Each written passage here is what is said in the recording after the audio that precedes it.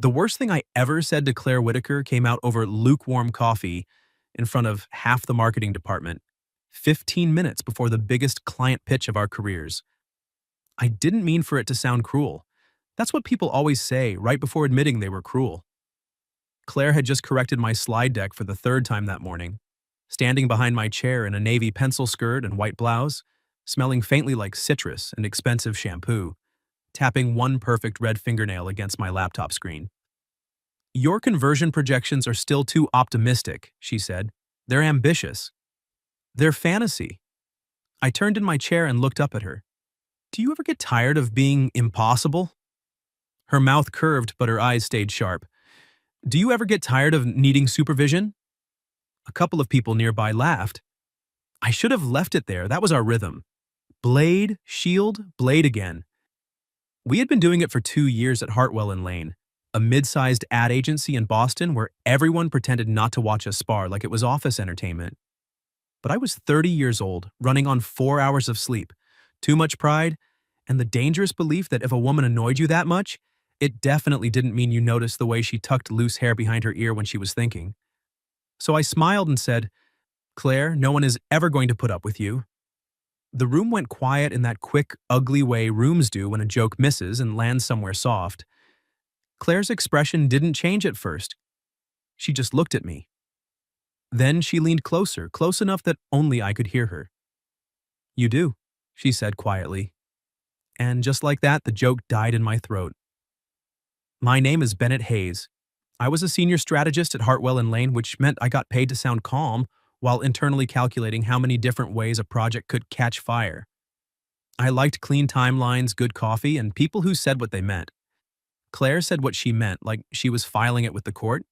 She was 28, our lead creative director, and the only person in the building who could make me feel underdressed while I was wearing a tailored suit.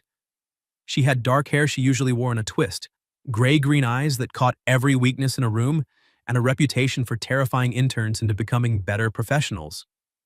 People called her cold. They were wrong. Cold people don't remember that you hate cilantro after hearing it once at a team lunch. Cold people don't stay until midnight helping a junior designer fix a portfolio. Cold people don't quietly move the office candy bowl away from your desk after noticing you eat stress chocolate like a raccoon in a dumpster. Claire wasn't cold. She was guarded. And apparently I had just hit the gate with a hammer. "Claire," I said, lowering my voice. She straightened, collected the printed deck from my desk, and handed it to me with professional precision. "Clients in conference room B and 10. Then she walked away. No dramatic exit, no slam door, just her heels clicking across polished concrete while everyone pretended to become very interested in their laptops. My friend Mason rolled his chair toward me, holding a mug that said, "Great ideas start with panic." "Congratulations," he whispered. "You finally found the line." I didn't mean, "Oh, good, that fixes everything." I stood too fast, bumping my knee against the desk. Across the office, Claire was arranging storyboards on the conference table like nothing had happened. Her posture was straight, her face unreadable. That bothered me more than if she'd snapped back, because Claire always snapped back. The pitch should have been a disaster. Instead, it was electric. The client was Haverford Hotels, a regional chain trying to reinvent itself for younger travelers without alienating its loyal, older guests. They wanted sophistication without stiffness, comfort without looking sleepy. In other words, they wanted a miracle with a media budget. Claire and I gave them one. I opened with the market positioning. She picked up the emotional angle. I talked numbers. She turned those numbers into people. We didn't look at each other much, but when we did, the timing was seamless. That was the infuriating thing about Claire. Fighting with her made me want to throw a pen. Working with her felt like dancing. At one point, the client's CEO, a silver-haired woman named Patricia Lowell, interrupted me with a concern about brand dilution. Before I could answer, Claire stepped beside me and said, "That's exactly why Bennett's segmentation matters." My name in her mouth made me forget the next line, only for half a second, but she noticed. Of course she noticed. Her eyes flicked to mine, and there it was. A tiny lift at the corner of her mouth. Not forgiveness, not yet. A challenge. I recovered. What Claire means is, we're not asking your existing guests to accept a new identity. We're giving new guests a reason to recognize what your loyal customers already love. Patricia leaned back. You two always work together? Half the room held its breath. Claire said, Unfortunately. I said, Constantly. The client laughed. Claire looked down at the table, but not before I saw it. A real smile, brief and unwilling, like sunlight slipping under a locked door. That should have made me feel better. It didn't. After the pitch, the clients shook our hands and promised to call by Friday. The team burst into relieved chatter. Mason clapped me on the shoulder. Someone mentioned drinks. Claire disappeared. I found her 20 minutes later in the stairwell between the 5th and 6th floors, sitting on the landing with her heels beside her and her forehead resting against the railing. I stopped 2 steps above her. For once, I didn't make a joke. You okay? I asked. She laughed once without humor. That's new. What is? You checking for damage after causing it. I deserved that. I came down the steps slowly and sat on the opposite side of the landing, leaving space between us. The stairwell smelled like dust, metal, and rain from someone's wet umbrella.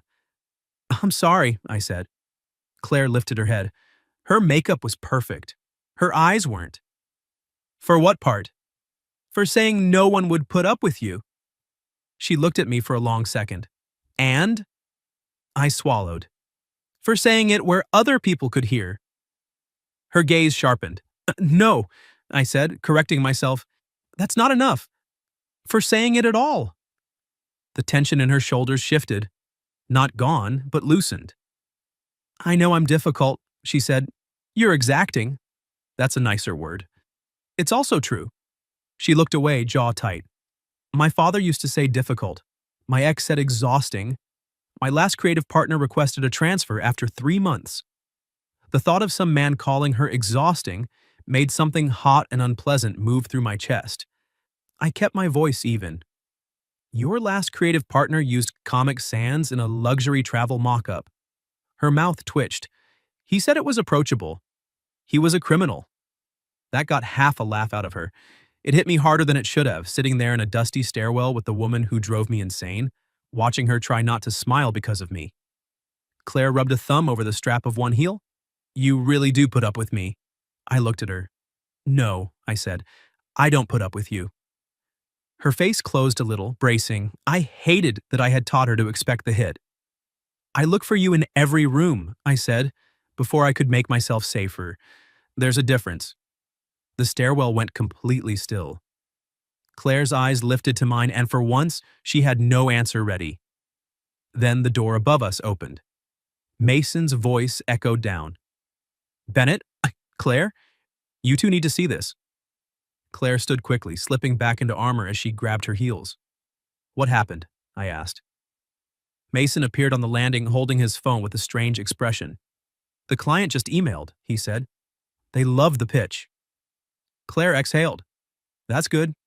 Yeah, Mason said, looking between us. Except they want both of you in New York tomorrow morning for the final round. I glanced at Claire, she glanced at me. Mason cleared his throat. And they specifically asked if the two of you could present as partners. Partners, Claire repeated. Mason looked like a man who had wandered into a room and found 2 live wires touching. Their word, not mine. I should have said something useful, professional, strategic. Instead, I looked at Claire's bare feet. She had delicate ankles and red polish on her toes. This felt like information I should not have. Claire noticed me, noticing because, of course, she did, and slid her heels back on with the dignity of a queen preparing for battle. Well, she said, standing, I hope you're packed, Hayes. I was born packed. You own a label maker for your sock drawer, don't you? Organization is not a crime. It is when it has a personality disorder. Mason backed toward the stairwell door. Great. The flirting is back. I'm leaving before HR materializes. We're not flirting, Claire and I said at the same time. Mason's grin was unbearable. Right. He disappeared. The door shut. Claire and I stood alone on the landing again, but something had shifted. The air felt thinner, warmer. Like my sentence, I looked for you in every room, was still standing there between us, refusing to leave. Claire picked up her folder from the step. We should review the client notes. We should. At the office. Obviously. Neither of us moved. Finally, she said, "Did you mean it?" I could have pretended not to understand. I almost did. But Claire deserved better than my cowardice wearing a suit. Yes. Her fingers tightened around the folder. That's inconvenient? Extremely. I'm still angry with you? You should be. Her eyes searched mine, sharp but uncertain. You're not going to make a joke? I'm trying something new. That sounds dangerous? It is. I'm emotionally unqualified. The corner of her mouth lifted. Finally, a reliable metric. I smiled despite myself. Then she walked past me up the stairs, close enough that her sleeve brushed mine. Just fabric, barely anything. My whole body registered it like a confession. We took the train to New York the next morning. Not because the agency couldn't afford flights. Claire hated flying. I knew because 2 years earlier, during a client trip to Philadelphia, she had gone silent on the short flight, hands clenched around the armrests while pretending to read a quarterly media report upside down. I had never mentioned it, but when travel options came through, I replied first. Train's easier for working. I'll book. Claire emailed back 6 minutes later. Efficient. Suspiciously considerate. I wrote, "Don't get used to it." She replied, "Too late. I've notified the press." So at 7:10 a.m., we sat side by side on an Amtrak train leaving South Station, our laptop bags tucked at our feet, coffee balanced on the tray table between us. Claire wore charcoal trousers, a soft cream sweater, and a camel coat folded neatly over her lap. Her hair was down for once, dark waves brushing her shoulders. I tried not to stare. I failed professionally. She looked over. Do I have something on my face? Hostility. That's been there for years. It suits you. Her brows lifted. Careful, Hayes. That sounded like a compliment. It was an observation. Coward. I laughed, and she looked pleased with herself. For the first hour, we worked. We refined transitions, adjusted the deck, argued over whether belonging was too soft as a campaign theme. It's human, Claire said. It's vague. People don't book hotel rooms because of segmentation charts. No, they book because someone like me makes sure your pretty feelings reach the right people. My pretty feelings have won 8 industry awards. My segmentation charts paid for them. She leaned closer to see my screen, shoulder pressing against mine. There, she said, pointing. That line. For travelers who want to feel known, not managed. Keep that. Her hair fell forward, and I caught the scent of citrus again, softer this time. Her cheek was inches from mine. If I turned my head, my mouth would almost brush her temple. I didn't move. Claire didn't either. The train rocked gently. Outside, the gray morning blurred into water and winter trees. She whispered, "You're very still." I'm trying not to do something stupid. Her finger remained on the trackpad. Define stupid. I looked at her then. Big mistake. Up close, Claire's eyes weren't just gray-green. They had flecks of gold near the center, warm and unexpected. Something that would make it hard to finish this deck, I said. Her gaze dropped briefly to my mouth. My pulse forgot its job. Then she sat back. Professionalism, she said, voice too even. How disappointing. I let out a breath I hadn't realized I was holding. We did not talk about that, which meant we talked about everything else. Somewhere past Stanford, the Wi-Fi died, taking our shared drive with it. Claire shut her laptop with unnecessary force. Technology is a betrayal. Strong stance. I trusted it. That was your first mistake. She took a sip of coffee and grimaced. This is terrible. You bought train coffee. I was vulnerable. I reached into my bag and pulled out a second paper cup from the cafe near the station. Still warm. Oat milk, 1 raw sugar. Claire stared at it. I held it out. Before you accused me of poisoning you, I remembered your order. You remembered my order. Against my will. She took the cup slowly like it might vanish. Bennett. Hearing my first name from her in that soft tone did something unfair to me. I also got the almond croissant you pretend not to like, I said, digging into the bag. I don't pretend. You once ate 3/4 of mine during a budget meeting. It was communal. It was in my hand. You were holding it communally. I handed it over. Her laugh was quiet, almost private. She broke the croissant in half and gave part back to me. It felt absurdly intimate, eating pastry with her from the same bag while the train carried us south, our knees occasionally brushing under the little table. After a while, she said, My ex hated this. Croissants? My work. She looked down at her coffee. The hours, the focus, the way I get when I care about something. He said being with me felt like competing with a room full of invisible judges. I waited. Claire was not a woman you rushed into honesty. You sat still and let her decide you were safe. He wanted me softer, she said. Not kind. Softer. Easier to interrupt. My hand tightened around my cup. I don't want you easier, I said. She looked at me. The words came out rougher than I intended. I want you exactly as impossible as you are. Her eyes changed. Not softened exactly, opened. That sounds like putting up with me, she said. No. I leaned a little closer. That sounds like wanting you. There it was. No joke. No escape hatch. Just the truth, sitting between us with coffee and crumbs. Claire's lips parted. For a second, I thought she might lean in. I thought I might let myself reach for her hand. I thought maybe 2 years of arguments had only been a very inefficient way of getting here. Then the conductor announced Penn Station in 10 minutes, and Claire blinked like she'd been released from a spell. She gathered the papers too quickly. We should focus. Claire. We have a pitch. I know. A major one. I know. Her hand stilled. Without looking at me, she said, After. My heart kicked once, hard. After? I repeated. She slid the revised deck into her bag and finally met my eyes. After the pitch, she said, color rising faintly in her cheeks, you can tell me again. I smiled slowly. Tell you what? Her expression turned dangerous, but her voice was warm. That you want me. The train slowed beneath us, brakes screaming softly as Manhattan swallowed the windows. I should have been thinking about the client, the numbers, the final round that could change both our careers. Instead, I was thinking about after. New York greeted us with sleet, honking taxis, and a hotel lobby that looked like it had been designed by someone who hated poor posture. Everything was marble, brass, and quiet judgment.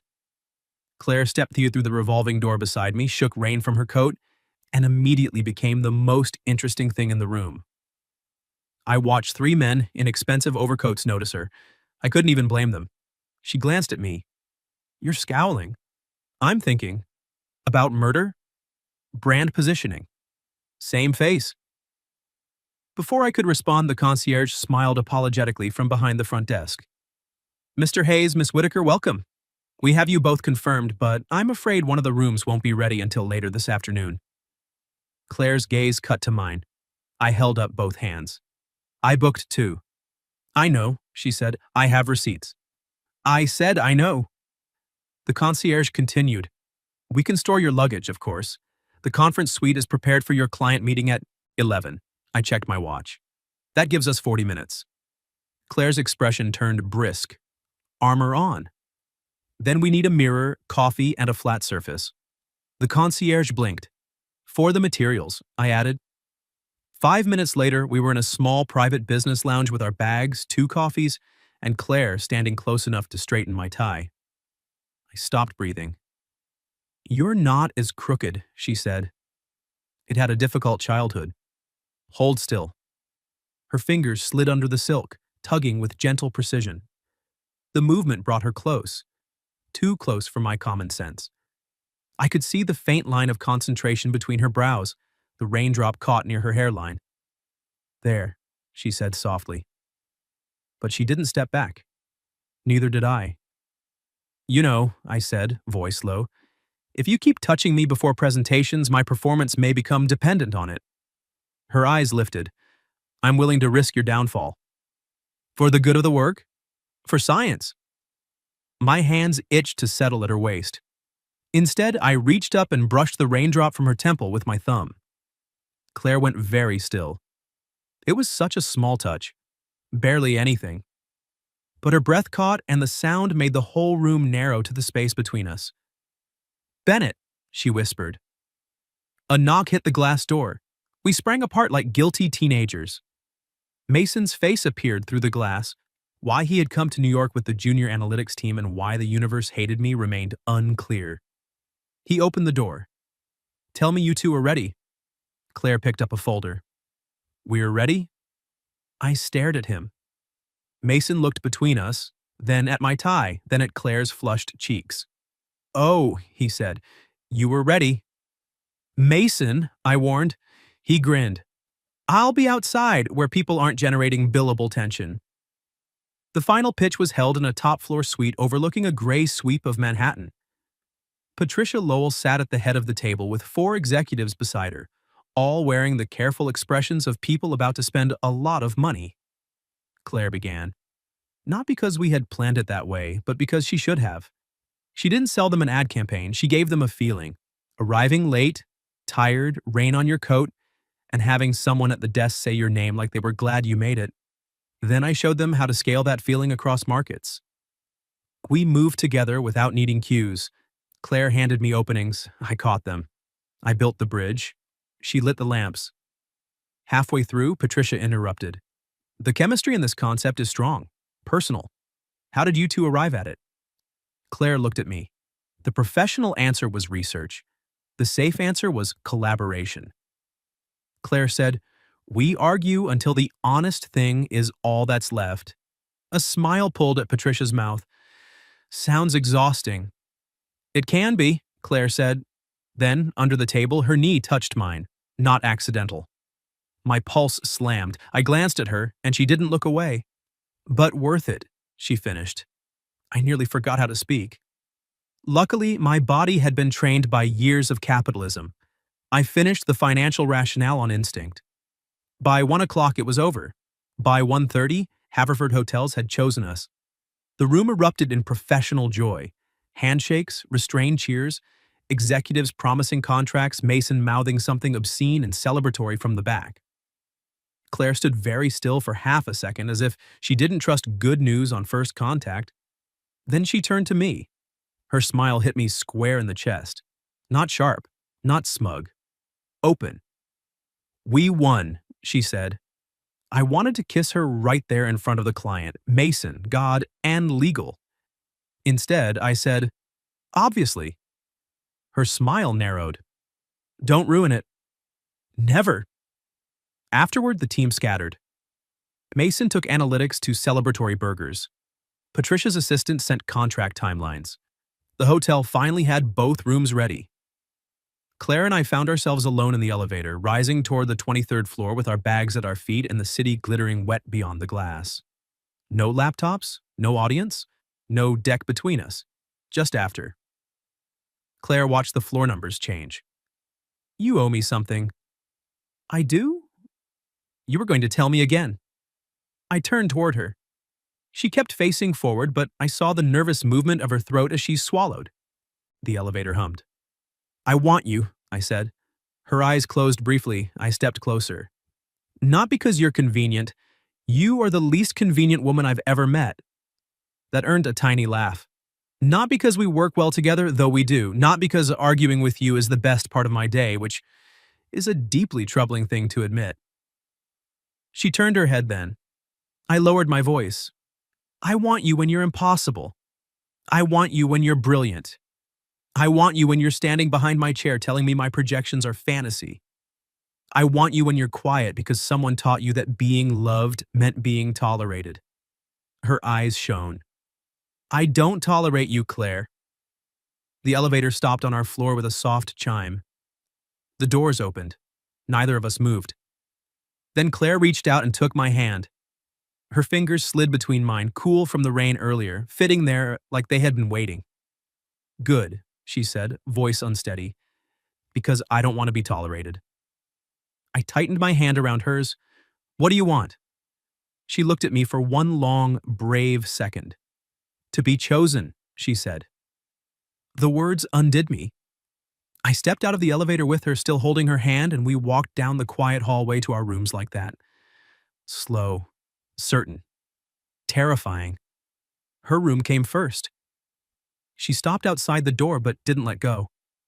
"We should celebrate," I said. Her mouth curved. "Is that your best invitation?" "I'm under emotional strain." "Try harder." I took a breath. "Have dinner with me tonight. Not with the team. Not as partners on a pitch. With me." Claire's thumb moved once over my knuckle. "A date," she said. "Yes." Her smile trembled at the edges like she was trying not to show how much the word mattered. "Okay," she said. "A date." I leaned in slowly, giving her every chance to retreat. She didn't. Her free hand rose to my lapel and she pulled me the last inch. The kiss was soft at first. Careful. A question asked against her mouth. Then Claire made a small sound and kissed me back like she was tired of being careful. My bag slipped off my shoulder and hit the carpet. Somewhere down the hall, a door opened. Claire broke the kiss, breathless, her forehead nearly touching mine. Subtle. I've never claimed that. Her fingers were still curled in my jacket. 7 o'clock. For dinner? For continuing this argument. I smiled against her cheek. I plan to win. She opened her door, stepping backward into her room with her eyes on mine. "You never do," she said. Then she shut the door softly between us. I stood in the hallway grinning like an idiot until my phone buzzed. A text from Mason. "Please tell me you sealed the deal with Haverford and not each other on company property." I looked at Claire's closed door. Then I typed back, "No comment." At 7 o'clock, Claire opened her hotel room door wearing a black dress and the expression of a woman daring me to survive it. I did not survive it. I simply remained standing through muscle memory. The dress was simple, long-sleeved, hitting just above her knees. Nothing dramatic, nothing that should have made my brain empty itself like a tipped drawer. But it was Claire in something other than office armor, her hair loose, her mouth soft with color, one eyebrow lifting as I failed to speak. "Well?" she asked. "I had remarks prepared." "And?" "They've resigned." Her smile started slowly. "That bad?" "That good." For once, she didn't deflect. She looked down, almost shy, and that did more damage to me than the dress. "You look beautiful," I said. Claire's fingers tightened around her small clutch. "Thank you." 2 words. No blade. It felt like being trusted. The restaurant was 3 blocks away, tucked below street level, all candlelight and dark wood and waiters who spoke like they were guarding secrets. It was the kind of place I usually avoided because the menu had too many adjectives, but Claire seemed delighted by the absurdity. "Listen to this," she said, holding the menu close to the candle. "The carrots are embers of earth." Terrifying. The cod is line-caught and introspective. I refuse to eat fish with a richer inner life than mine. Claire laughed, real and unguarded, and I forgot to look at the menu. She caught me staring. "What?" I like that sound. Her expression flickered. "My laugh?" "Yes." "You've heard me laugh." "Not like that." The candle between us painted gold along her cheekbone. Around us, glasses chimed, conversations blurred, the city pressed rain against the windows. Claire looked away first, but she was smiling. Dinner was supposed to be a victory lap. Instead, it turned into a first date in the truest, strangest sense. 2 people who knew each other's coffee orders, work habits, and preferred methods of professional warfare realizing they had missed almost everything else. I learned she grew up in Providence with a father who believed praise made people lazy and a mother who loved old musicals but sang off-key. She learned I had 2 older sisters, both teachers, both terrifying, and that my childhood nickname was Benny until I threatened legal action at age 12. "Benny?" Claire said, savoring it. "No. Benny. I will leave." "You won't." She was right. I wouldn't have left that table if the kitchen caught fire. Over dessert, something chocolate, architectural, and wildly unnecessary, her foot brushed mine under the table. I looked up. Claire took a calm sip of wine, eyes bright over the rim. "Accident?" I asked. "Market test." And the findings? Promising. I leaned back, smiling. You're flirting with me. I flirt with everyone. No, you eviscerate everyone. This is different. Her gaze warmed. Maybe you're different. There were moments in life when a man should say something charming. I reached across the table and took her hand. Claire went still, then turned her palm into mine. I want to be, I said. Her thumb traced the side of my finger. That's a dangerous thing to promise. I know. People say they want sharp edges until they cut themselves. I'm not asking you to be dull. Her eyes held mine for a long time. Then she whispered, Good. We walked back to the hotel slowly, sharing my umbrella because Claire had optimistically rejected weather. The sidewalks glittered. Taxis hissed through puddles. At a crosswalk, a gust of wind shoved rain beneath the umbrella, and Claire stepped closer, her shoulder tucked against my chest. I put my arm around her, not dramatically, not possessively, just there. She fit against me with a quiet exhale that I felt more than heard. I'm still mad about what you said, she murmured. I know, but less. Progress. And I may weaponize it in future arguments. I would expect nothing less. She tilted her face up. Rain dotted her lashes. Bennett? Yeah? Kiss me before I start thinking too much. So I did. Right there on a New York sidewalk under a black umbrella trembling in the wind, I kissed Claire Whitaker like I had been waiting 2 years and one terrible sentence to earn the right. Her hand slid under my coat, curling into my shirt at my side. Mine found her waist. The city moved around us, indifferent and loud, while she softened against me in a way that made my chest ache. When we broke apart, she kept her forehead against my jaw.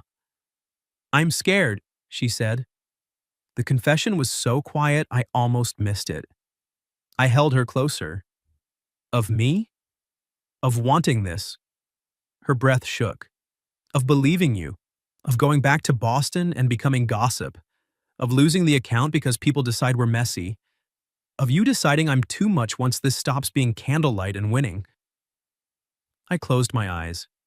There it was. The wound beneath the armor. I stepped back just enough to see her face. Claire, look at me. She did, reluctantly. I can't promise we won't be complicated, I said.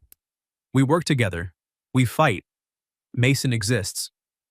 That got a weak smile. But I can promise I'm not confused. This isn't victory champagne or hotel lighting. I wanted you in conference rooms, stairwells, budget meetings, and while you were insulting my slide transitions, they deserved it. They did. And I still wanted you. Her eyes shone again, but this time she didn't hide it. I don't want to be your mistake, she said. You're not. I brushed my thumb along her cheek. You're my choice. Claire's lips parted. Then she kissed me first. There was nothing careful about it. She rose onto her toes, both hands in my coat, and kissed me with all the wanting she had been holding back. Felt it, the challenge, the fear, the relief, the yes. By the time we reached the hotel, my shirt was damp, my pulse was reckless, and Claire was smiling like a secret. The elevator ride was silent. Not empty. Silent. Her hand remained in mine all the way to the 23rd floor. Outside her room, she turned to me. Come in for a minute. My heart punched my ribs. Claire, for a minute, she said softer.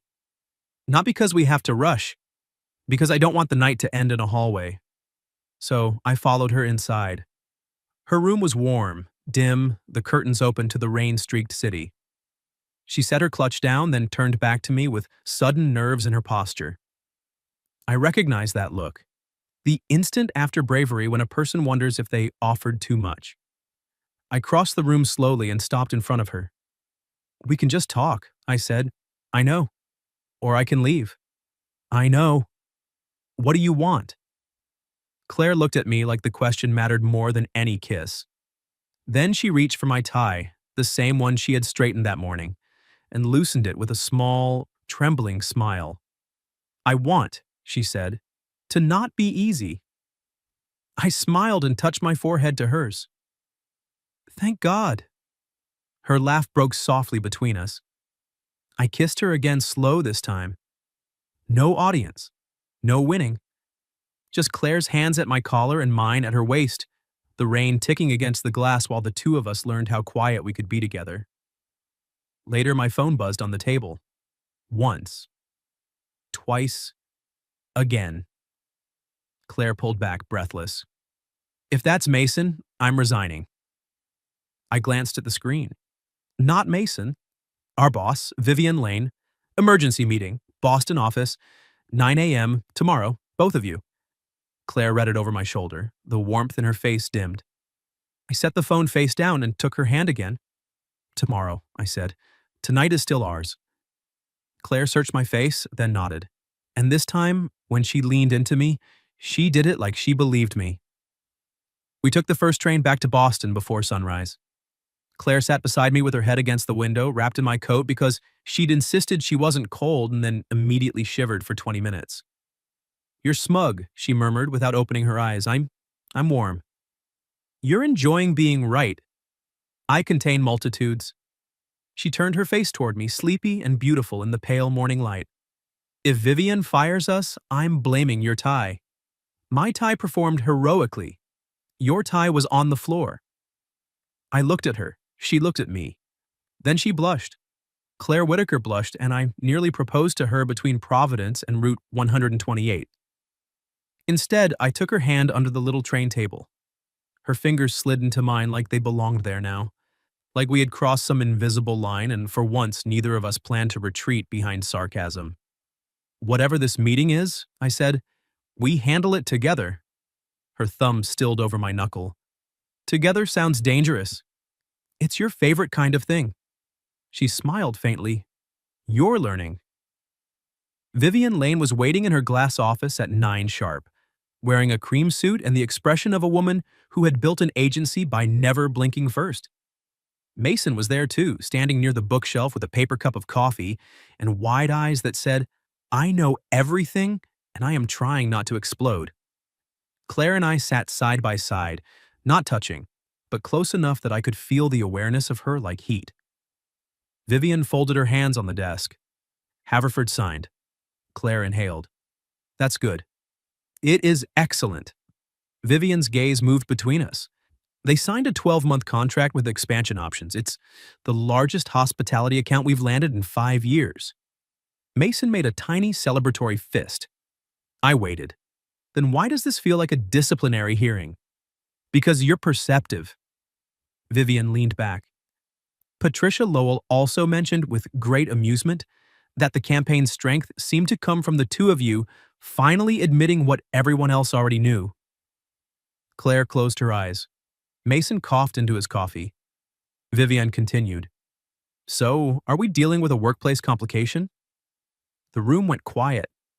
This was the moment to be careful, to say we were exploring our feelings while maintaining professional boundaries, to file it under none of your business and hope HR had a form. But beside me, Claire's shoulders had gone rigid.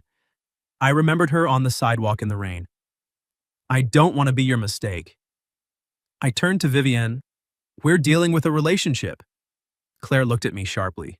I met her eyes, then took the risk. One I want, I said. One I chose, and one I'm willing to handle responsibly.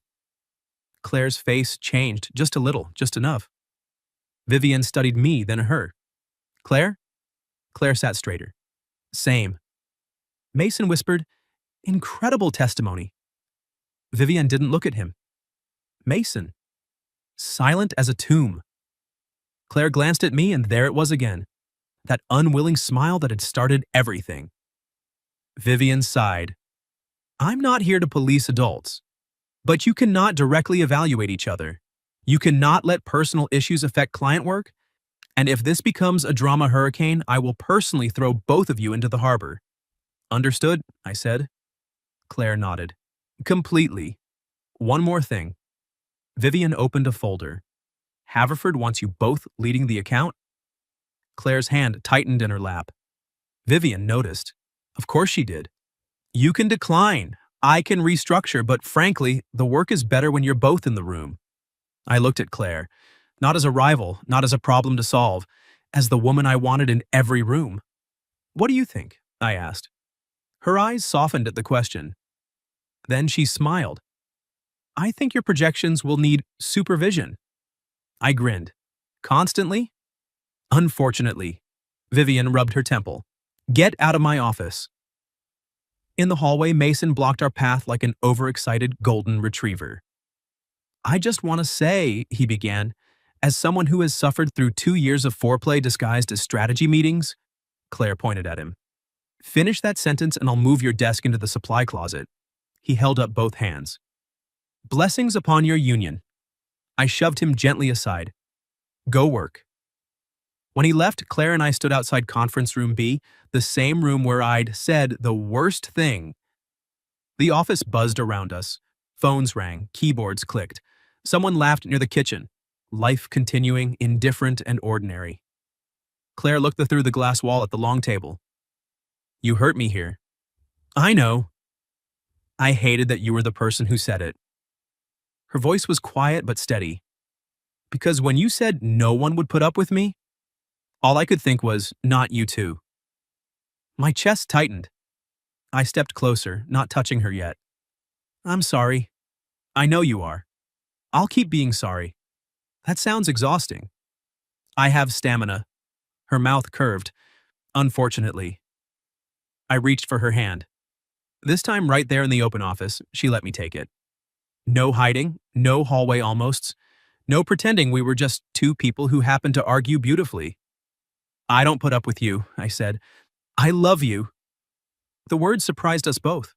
Claire went still. I hadn't planned to say it. Not that soon. Not under fluorescent lighting beside a conference room that smelled faintly of dry erase markers. But once it was out, it felt less like a leap than a landing. Claire's eyes filled slowly. You don't have to say it back, I said quickly. She laughed, a small broken sound. Bennett. I mean it. I know we just... Bennett. I shut up. She stepped into me, her free hand curling around my tie in front of God, Mason, and the entire open floor. I love you too, she said. Then she kissed me.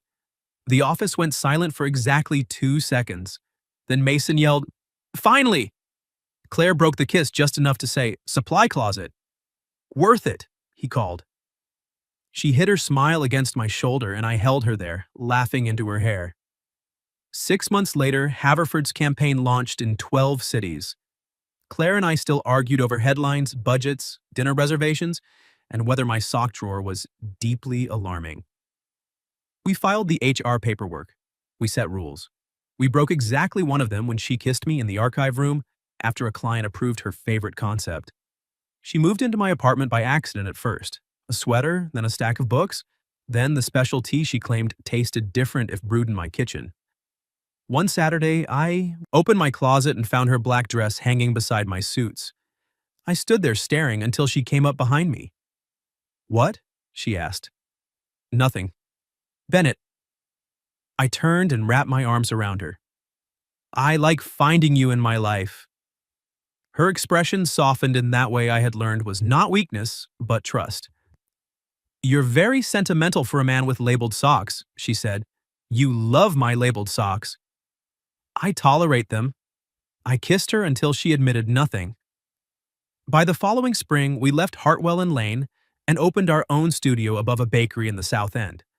Whitaker Hayes Strategy and Creative. Her name first because she threatened to redesign my entire personality if I argued. On our first morning, Claire stood in the middle of the empty office with paint on her cheek, holding 2 coffees and looking around like she couldn't quite believe we had built a room where neither of us had to be smaller. I took 1 cup from her. Oat milk, 1 raw sugar. She noticed and smiled. Outside, sunlight spilled across the floorboards. Downstairs, bread was baking. Our desks faced each other by the windows, close enough for arguments, close enough for lunch, close enough for me to look up from any impossible day and find her already looking back. No one would ever put up with me, she said softly, teasing now. I crossed the room, brushed the paint from her cheek, and kissed her.